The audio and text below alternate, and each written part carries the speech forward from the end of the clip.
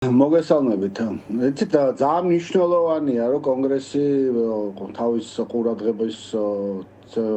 ყურადღებას არ აკლებს საქართველოს, იმიტომ რომ ახლა დღევანდელ დღეს ქართული ოცნების რეჟიმი მიმართულია თავის ძალისხმევა იმ მიმართულებით, რომ საქართველოს მოაქციოს izolაციაში თავისი მეგობრებისგან, თავისი პარტნიორებისგან და გადააქციოს საქართველოს რაღაცა ჩაკეტილ ავტოკრატიად, რომელიც არ აინტერესებს მსოფლიოს წამყვან ქვეყნებს, არ აინტერესებს თავისუფალ სამყაროს. ძალიან მნიშვნელოვანია, რომ კონგრესი, განსაკუთრებით ჰელსინკის კომისია, რომ მუდმივად ცდილობს, რომ საქართველოს კონდეს დღის წესრიგში. ამას ჩვენ უნდა ვცდილობდეთ და ძალიან კარგ საქმეს აკეთებს ქართველებისთვის, ჩვენი ქვეყნის მოქალაქეებისთვის და ჩვენი ქვეყნისთვის. რაც შეეხება თვითონ ჯო ვილსონს, მე ვფიქრობ, რომ ეს არის ერთ-ერთი ყველაზე გამორჩეული მეგობარი საქართველოსი, რომელიც წლების განმავლობაში და საქართველოს თავისუფლებისა და საქართველოს დამოუკიდებლობის და ასევე ტერიტორიული მთლიანობის ერთ-ერთი ყველაზე გულმხურვალი დამცველი არის კონგრესში და ამიტომ ვფიქრობ, რომ ჩვენ ამ ადამიანისადმი მადლობის მეტი არაფერი გვეთქმის. ეს არის ნამდვილად ერთგული მეგობარი ჩვენი ქვეყნის. რაც შეეხება საქართველოს რეგიონში ვენსის ვიზიტს, ვიცე-პრეზიდენტ ვენსის ვიზიტს, მე ვფიქრობ, რომ ეს უაღრესად მნიშვნელოვანია. საქართველოს ჩვენ რეგიონში ფუნდამენტური ცვლილებები მოხდა. ბოლო 30 წელს მიმდინარე ომი დასრულდა და ეს ახალ შესაძლებლობებს ხსნის ჩვენი ქვეყნისთვისაც, ჩვენი მეზობლებისთვისაც, სტრატეგიული განვითარებისთვის, კეთილდღეობის გაუმჯობესებისთვის, რეგიონული თანამშრომლობისთვის და ძალიან მნიშვნელოვანია სწორედ ის, რომ საქართველოს არ იყოს ამოვარდნილი აქედან და სრულიად მიზანმიმართული პოლიტიკა აქვს ამ რეჟიმს იმისა, რომ საქართველოს მოაქციონ იზოლაციაში.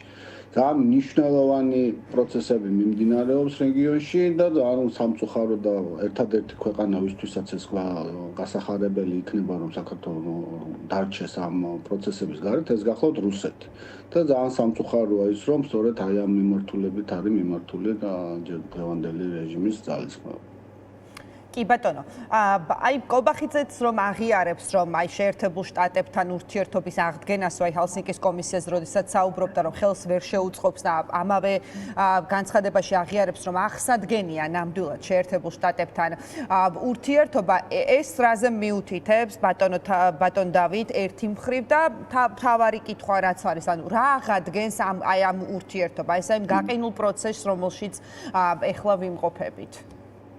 ძალიან ადვილია ამ ურთიერთობების აღდგენა, ყველანაირი მზადყოფნა არის ჩვენი პარტნიორებისგან, შეერთებული შტატებისგან და ერთადერთი მიზეზი, რის გამოც ეს ურთიერთობები არის ჩიხში, ეს გახლავთ ქართული ოცნება.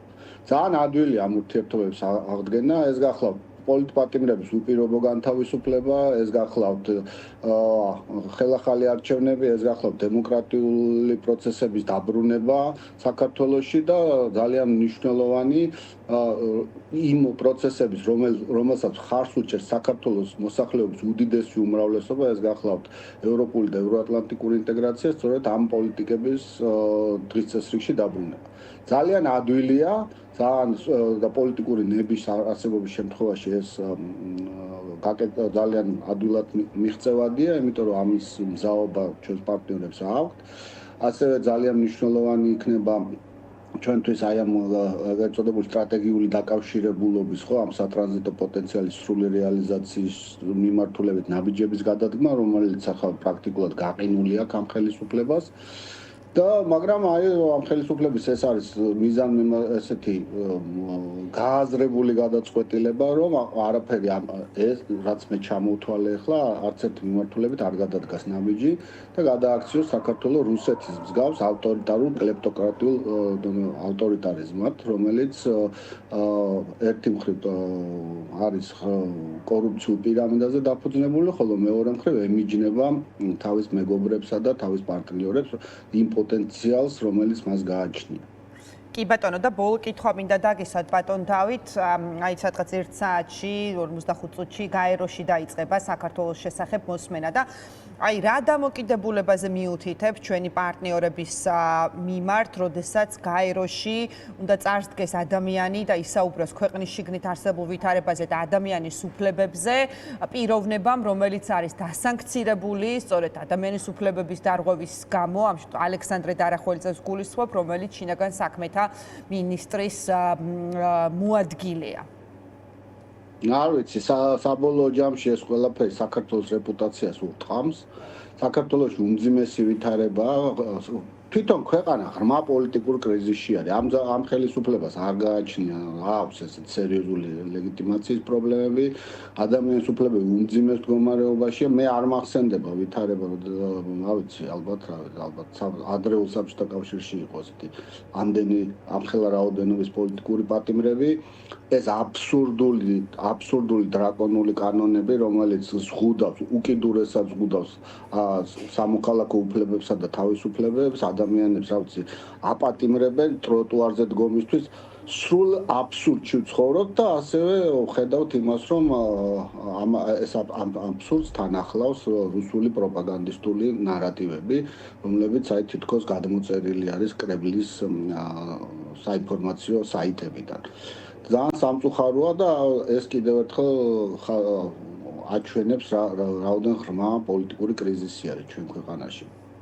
სამწუხაროდ ყველაფერმა ამან ძალიან დიდი დაღი დაასვა საქართველოს რეპუტაციას, იმიტომ რომ ჩვენი ქვეყნის რეპუტაცია და საქართველოს სიძლიერე, სიმტკიცე, მედეგობა ყოველთვის განისაზღვრებოდა იმით, რომ საქართველო ითვლებოდა და ყოველთვის აღიქმებოდა როგორც თავისუფლების მოყვარე ქვეყანად, ადამიანების საზოგადოებად, რომელიც იბრძვის და იცავს საკუთარ თავისუფლებას. და ძალიან სამწუხაროა, რომ აი ამ ვითარებამ დღეს ძალიან მძიმე რეპუტაციული ზიანი მიაყენა ჩვენს ქვეყანას.